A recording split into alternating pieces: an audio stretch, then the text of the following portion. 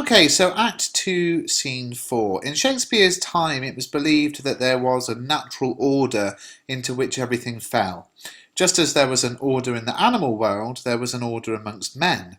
At the top was the king, believed to be God's representative on earth. Under him were various noblemen, lords, gentry, that's landowners, and at the bottom would be peasants and slaves.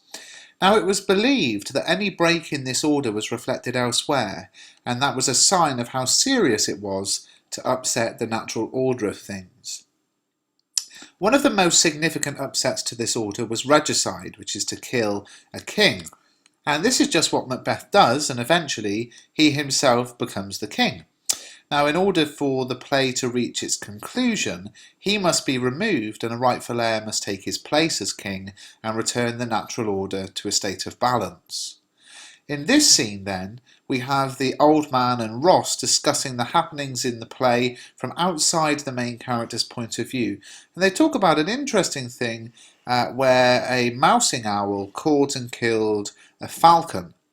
Now this would be unnatural because a falcon would be above an owl in the natural order of the animal kingdom. Also, what Shakespeare is doing is using images of a disturbance in nature to reflect the huge crime that's been committed against Duncan. It's a crime so significant it's affected the balance of nature. And the language and structure here in this scene is significant because of the way the old man speaks. He uses natural and sincere language. He's superstitious and simple-minded. Ross, on the other hand, speaks in an almost artificial way, brought into perspective when he speaks with Macduff.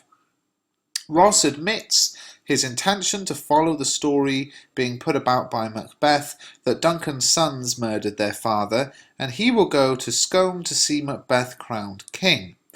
Macduff, however, signals his uncertainty by saying that he will go home to Fife, and Ross understands the story they're being told is likely to be untrue, but he's following it because he's uncertain of what may happen.